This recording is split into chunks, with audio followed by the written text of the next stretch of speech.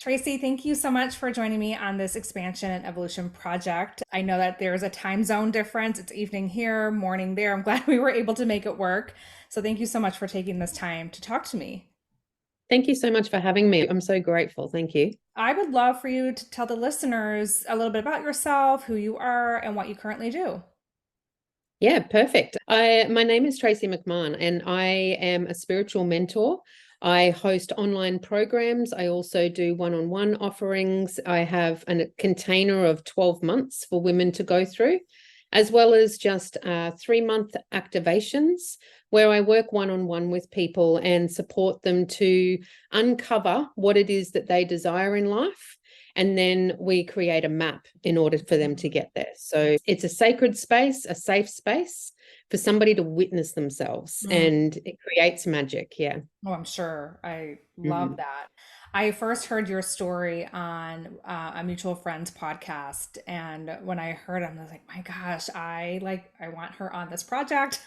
And what I love to start it with, when I do these interviews for this specifically for this project, I always talk about what you're doing now and rewind a bit, and then because Yep. that wasn't something you've always did, and if I remember correctly, at one point you were a hairdresser, and as you go into that story, what stood out to me when I first heard it is the gifts that you had that was coming to you to fruition, whether or not it was full blown at that point, but it was coming to fruition in that realm of being a hairdresser. And so I love that then you were able to follow that desire even further, like deeper into that journey. But yeah, why don't you tell the listeners about like how that looked for you as a hairdresser, these gifts that you have and how that happened. I always have said that I have had the best career ever. I've loved what I've done all the way through. And for over 30 years, I was a hairdresser. I even managed about 65 salons across Australia. Like it was a very powerful, I really loved it, but I loved Yeah. the contact with the clients. And it became more and more about getting into those really nitty gritty conversations than Hmm. it did about doing their hair. Hmm. And I think it was just something that I was naturally doing, and I wasn't even aware that whilst I was cutting someone's hair or spending time with them, that I was empathically and intuitively picking up what was going on for them, and there was channeled messages coming through, and I had no idea where I was even doing that until one of my clients who was a psychic said to me, I said to her, God, I'd love to be able to channel. That'd be so, she said, Tracy, you do it all day every day. And I went, and I think it's that whole, I had no idea what it meant. Mm. Like, I just saw these people that could actually do this stuff, and I was just like, oh, that's so cool. But I think I had that real intrigue, but also that skepticism as well. So I didn't really go into it for a very long time. Hmm. So And I so, was doing naturally. Yeah. so how long when you realized that you were doing this and someone called you out and labeled it for you, how much longer were you in that business of hairdresser before you decided to, okay, let's get serious about this? About another 10 years. Or 10 years. Yeah. Yeah. Yeah. It took me a long time. It took me Yeah. a long time. But it was Yeah. also like, how does what you do now, I guess you are able to go deeper in a journey with these people that you're working with compared to in that 1 hour you're working with someone I else. think that what happened was I remember when it all started to expand for me that I thought, oh, hairdressing, as much as I love it, it started to feel really surface level. Mm, mm-hmm. And I remember just thinking, God, I wish I could just put the scissors down and sit Mm-hmm. down next to this woman. And so I actually started to create my business like that. So instead of taking that bang appointment after appointment, when there were specific people that were coming in that I knew that we could go a little bit further, I didn't book other people around them. And so I started to just, yeah, so I started to just allow that space so Yep. that we could sit on the couch while her color was on and we could go places. Yeah. So that's how it started to expand. I just naturally thought, I want to talk to her more. Yeah. Yeah. Yeah. Do you feel So like that's where, that not where things become a little bit more superficial and like surface level and you just don't feel as connected, a sign that maybe the not like that journey is coming to an end, but is almost like maybe you're ready for this next step. Yeah. I think that's when you know you're evolving. Like Yeah. you're actually, when something that you've been doing for so long starts to feel not so fulfilling. Yeah.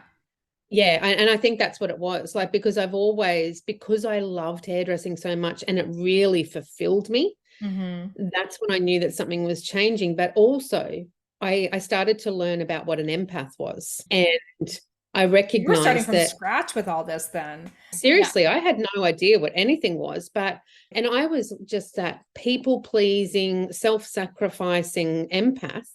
And when I started to read into it, I understood why I was always exhausted, Mm-hmm. why I could get really angry with not even being angry. All of these things were coming, and slowly but surely, I understand now that I was being gifted these people to give me these messages to Yeah. go, hey, Trace, do you know what an empath is? Hey, Trace, do you know what?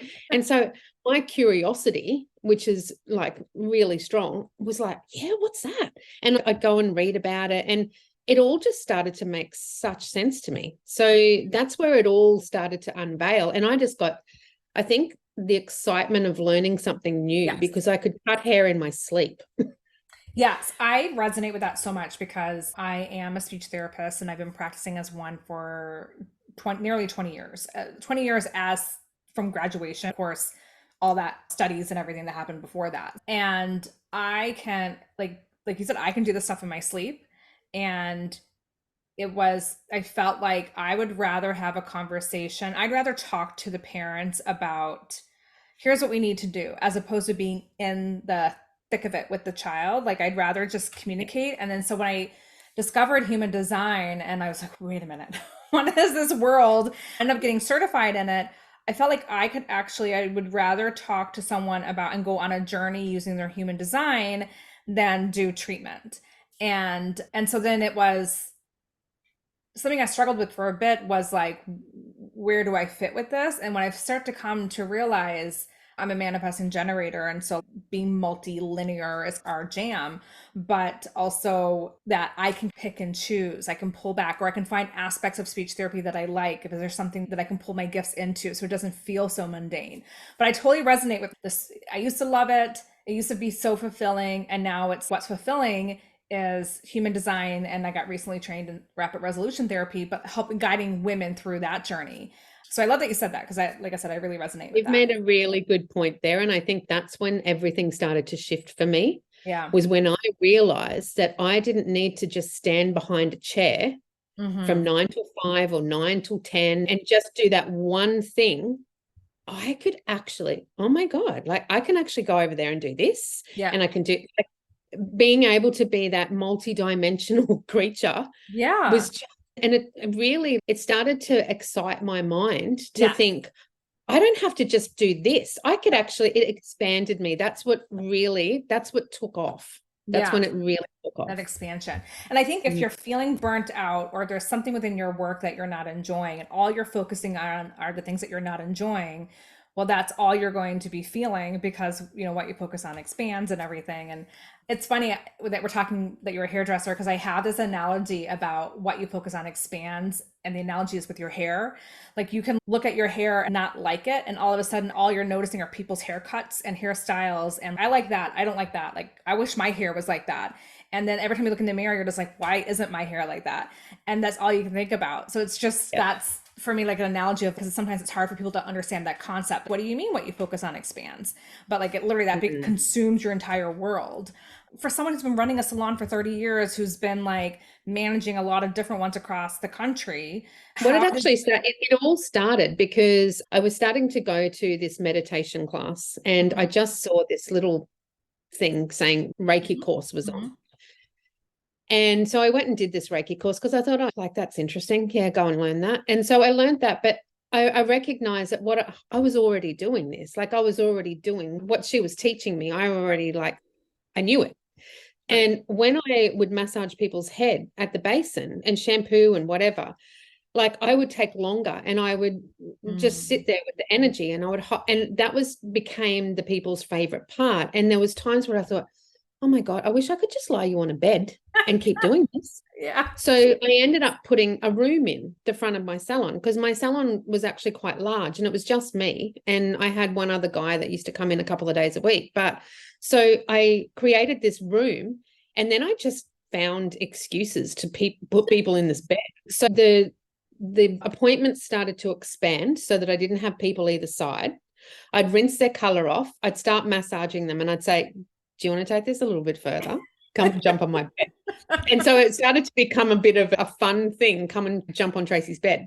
Yeah. And then I would just start to do these things. And that's when it just started, oh my God, I love this. And that room started to have a life of its own. And I would be cutting hair. And it was almost like there was something in there calling me to go, oi, get in here. And it was a place where this salon in particular that I'm speaking about in Mudgeeraba was, I had animal messengers turn up all the time. In the middle of nowhere, this bloody chicken would walk into the salon, or a crow would come and sit outside the salon and just start to jump backwards and forwards. And it was just these random events. Stray dogs would just turn up. And now I understand that I was being like guided the whole time because it started me checking out, what does a chicken mean? What does it mean if a chicken just, and I just would Google that. And so all of these things, like it was like spirit, mother nature was all bringing me these messengers. And then I just started to get so excited by it. I couldn't stop. And so I began saying to people, do you want to have I couldn't even call it a healing. Right. At that point, I couldn't call myself a healer and I wouldn't call it a healing. I'd call it a session. Yeah. Do you want to come in and have a session in my room? I don't know what it looks like, but you just lie there and pretty much you'll probably go to sleep and all this magic happens. Yeah. And because that's what I was experiencing and that's what they were experiencing, like such magic was happening. And yet I didn't even know what I was doing. Did you learn? I mean, I know they talk about this in Reiki as well, but before you took that class, did you know anything about protecting yourself from the energy? And no. And did that not protecting, did that lead into things for you? Like that led into a lot of, I would say, exhaustion. Yeah. Mental, like I was just like, that's when I learned about empathy, when I learned about being an empath. And so I had this client that was into all this sort of gig and she started teaching me all these rituals. And I said, oh my God, like that'll take all day. And that's why when like, I think it was about 2016, it was, I said in one of my meditations, because by this time I'd started to connect with spirit. And I said, just show me how to manage this because I'm not going to do all of this every single day. That's not what I want to do. And they showed me essential oils. And that's when I started to work with the oils. And so that led me on another path. Yeah. Which oil do you like to use for protection? I love tea tree on the back of my neck. Yeah. Just, oh, sorry, go ahead. No, I put tea tree on the back of my neck and I use yarrow pom to like aromatically dress with. So energy, like I just dress my whole energy, particularly if I'm doing sessions with people. It's just really, it's about energetic safety. Right. And I think it's that intention. I'm doing that ritual of, Yeah. I was talking to this light worker. I feel like she's more than a light worker, but I'm just going to, for the simplicity of sake, just call her that. And she was talking a lot about like energetic boundaries and how important it is to put them in place and how certain people, depending on their frequency, might be more attracting more different entities to them, and how to protect yourself so that you're getting like the highest good for yourself and not opening the door to whoever wants to come in. And clearly you're nodding your head. You talk about that now. Yeah. And did you ever feel it was a wild ride? It was a wild ride to get to that because I think that once I started to learn about what an empath was, it started to make sense to me why I would need to, because I had no boundaries. And as a hairdresser, we were just conditioned to self-sacrifice. Yeah. There's no toilet breaks. There's no food. You just keep going. And so that I took that into this and it just set me on my butt. So I would do things like, I remember one time I decided that the whole world needs Reiki. And so I put out this thing to say, I'm doing Reiki at my house tomorrow. You can come along and it's only $20 and I'm going to attune you with Reiki. I had 20 people turn up Yeah. And I attuned. What are you thinking, Tracy? But it was all of these sorts of, I'm that person that I need to experience the pain in order to be able to embody and Yeah. then teach why we don't. It's not Right. something I read in a book. Yeah. I actually experience it. Yeah. Yeah. Yeah. I'm trained in Reiki too, only level 1 and level 2, but I got trained in it because I was so curious and like, how does this work? And I love being on the receiving end, and I would love to be able to just offer this to people. And I was never wanting to do it from a business side, but just being able to understand the energy and then be able to offer it to my kids or family Yeah. members or whatever. Beautiful. And so I remember having one of my very first Reiki sessions, like probably my second or third, and she's almost like you take a part of yourself and you send it to some child in China. Like you're constantly just taking pieces and just flinging it around, and like you don't even care where it's going. And because I was so depleted and I felt so depleted. And I remember saying to someone, I feel like my energy is like a wet face cloth. It just felt very sloppy. And then whenever I would have like an energy with acupuncture or whatever, it would just like I could feel the energy tighten up. But that was a really big lesson for me too, because I would just almost like I would see someone and I'm like, I just want to send a healing to them. I want them to know they're okay. And I think, Yeah. like I said, as an empath, that's something that we want to do without realizing we're doing it. I Or, like seriously, that is one of the biggest myths about, not myths, but like beliefs about empaths, is that that's what we should be doing also. Like you have this thing that I've got this big heart, I know that I can help people, I know, so I want to. But what we now understand, it's actually none of our business, and we need to yes. be, yeah, we need to actually ask permission to be doing Yes. that. Whereas Yeah. like empaths are out there like handing out Yeah. energy and love, like Oprah handing out cars. Yeah. One of the biggest things that's come from my experience was to understand exactly what you just said, how we leave parts of ourselves everywhere. Everywhere. Mm-hmm. And then we become this empty vessel. Mm-hmm. So one of the processes that I take my clients through to start with is I just ask them to close down their eyes, put their hand on their heart, Mm. and call all parts of them Yeah. home. Yeah. Like I call myself home. I would do that in the And morning. Yeah. yeah, But I was doing that and I would feel it. I would feel like a shift. I'm like, okay, yeah, actually the soul's back. But then when I was talking to that light worker who was saying about the boundaries, I'm like, ooh, who is this soul coming in with? And it would freak me out. So I actually stopped doing it because I'm like, is this soul out in the ether, is collecting other things and coming back to me? And so then it just got me freaked out about it. Is that something that I is think that there's possible? like, well, I think when you're calling all parts of you home, you're not calling Oh, anything else home. yeah. And I always say only love lives here. Yes. Yeah. Like only love lives here. Yeah. So nothing outside of love is welcome in my space. Yeah. Yes. So, and in my healings, it's become very, the more connected I've become, the more boundaries that I've placed, the more I protect and take care of my energy, Mm-hmm. the more powerful the experience is in the thing, because none of it is coming from a place of lack Right. and Right. ego. It's all coming from love and abundance. Yeah. So nothing comes into that space other Yeah. than such incredible love. So yeah, I think that there's just so much out there at the moment. And this is why I'm doing all these programs that I do, is because what we teach people right now is paramount, because we are in a time when this is not just playing around like I used to. This is not a time to play. This is a Right. time to actually get really clear Mm-hmm. and start that real self-respect and self-love, learn boundaries Mm-hmm. and put them in place. Are Take you care of saying your that because the veil is more thin now that we're not needing to mess around, or like where we are, like yes. And I think that there's just so many people in the world that are coming from fear. yeah. And so like when you're, particularly now, what you just said before about wanting to help everybody, not everybody wants help. Mm. Like they want to stay there. So this is a real time where we need to stand, do the things that we need to do to take Mm-hmm. care of ourselves, so Mm-hmm. that we are a beacon of light for people, but for people who actually want to come into that light. Yeah, because there's Yeah. something to be said about the people who are like quote unquote suffering or in this victim mentality. There's something to be said that they're on their own journey, and like that that might lead to something for themselves. And if you get it in the way, you're Absolutely. actually stopping their You ruin it. divine, your divine lessons. I have some goosebumps right now just talking about that. But It's interesting because that's the work now that I do. yeah, Like people only come to me now when they choose to yes, shift, yeah, not when I feel like that. And I will even say to them, I'll ask them questions.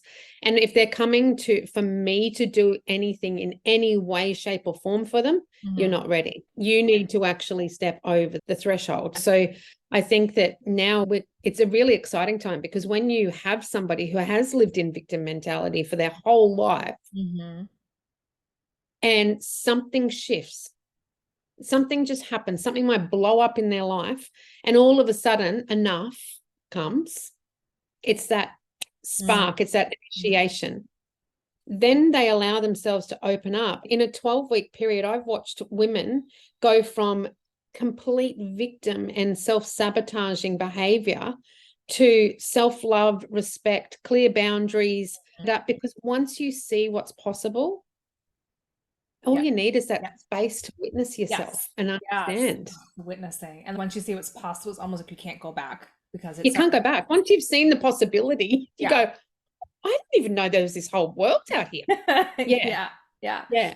The where I want to go next in this call is, how did you work, or did you have, when you were like wanting to pull away from the hairdressing, was it a natural evolution that kind of just evolved on itself, or was there a lot of limiting beliefs and what am I even doing? And if so, how did you navigate through that? I have had most of my life self-hatred, self-worth issues, like sacrificing myself for the good of everybody else except myself. So when all these things were coming up and people were telling me I had these gifts, I didn't believe, like I didn't feel worthy to be in Yeah. that realm. So there was a lot of, my journey took so much longer because I just wouldn't allow it. I Mm, just felt I didn't ever feel good enough, or mhm. that I should be able to show people this. And especially that I don't have a piece of paper. Like I didn't go to Right. uni. I've got a Reiki master certificate. That's it. And a hairdressing certificate. So Yes. there was Mhm. that sort of thing as well. And I constantly apologized. I'd go, oh, this might sound a bit woo, Mhm. or sorry, this is a bit witchy. I was constantly apologizing for, until I actually did a session with a man one day. And he said to me, why do you apologize for who you are? Yeah. And that was a click. That was another one of those messages. So Yes. yeah, there was a whole heap of that. But then because I was taking so long, the universe, that saying, we need to make you uncomfortable for you to move, Yeah. they made it so uncomfortable for me financially. Mm. So I got into financial strife and I had to sell the salon. Mm. And that was the beginning of this Amazing. journey. Oh my And it gosh. was 2019, just before COVID hit. Yeah. And so Which would have thank impacted goodness, your business like, I'm anyways. so grateful that Yeah. they decided to do it right then, because I Yeah. actually would have lost my home, Yeah. because I actually bought the building that my salon was in and my home was attached to that. So there was all that. So there was so much angst. And I remember just walking to my car every afternoon going, this salon is so good for everybody else except me, Mm.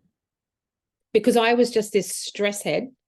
And I was so constantly, you know how you were saying before, like whatever you focus on grows. Yeah.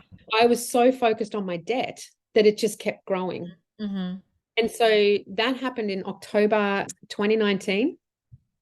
And that was when, oh my gosh, like I was just thrown. And so COVID happened. I started to have people message me and go, Tracy, can I have a session with you? Can we just talk online? Yeah. And so that's where that happened. I started to create programs in 2020.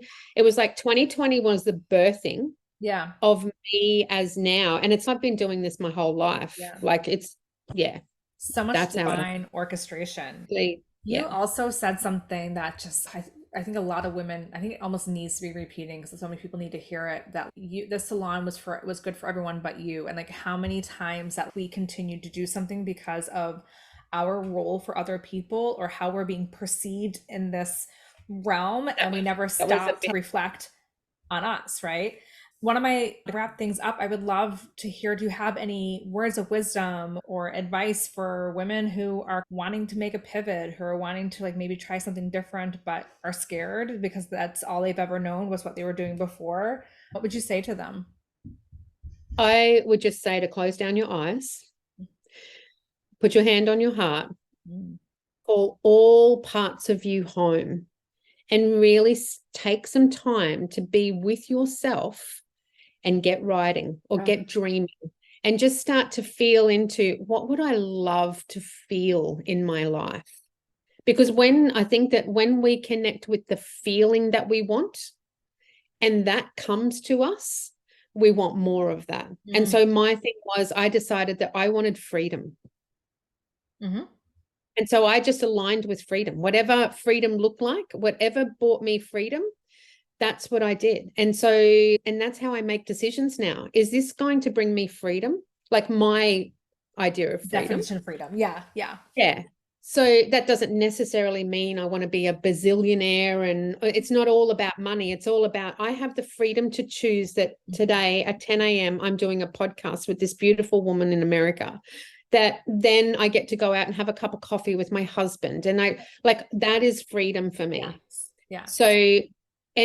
So get really clear on, okay, rather than focusing on what you don't like or what you currently feel like, how do you want to feel? Mm. Then take yourself back to a moment in your life when you actually felt that feeling. Yeah. Because for you to want that feeling, you must have felt it somewhere Yes. before. Yes, to know what it Take is. yourself there and connect in with how you felt Mm. and feel that in your body, and then just follow that as your compass. That is so beautiful. I'm literally wiping the tears away from my eyes right now. That is so beautiful what you just said. And I think that's a perfect way to end this call. And so much for this time. Thank I'm you. literally emotional right now.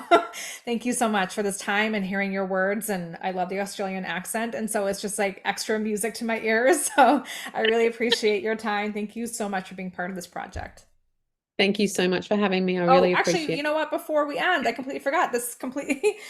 How can our listeners find you? That's important. You need to share that. Oh, of course. Okay. Yeah, I always forget that bit. I'm on Instagram and Facebook. I will just send you I my will put it tags. in the show notes. Yeah, I'll Yes. just send you my Yes. tags. That's the easiest way. Just Instagram and Facebook are the easiest ways. Yeah, and just contact me anytime. I would love to have a chat. I absolutely love supporting people, and I look after people all across the world. So Love it. time is Love it. And I'll not a put that, problem. is it the 12-week program that you have? I'll put that in the show notes too. So whatever you want. Yeah. Okay. Cool. Awesome. Awesome. All right. Thanks again, Beautiful. Tracy.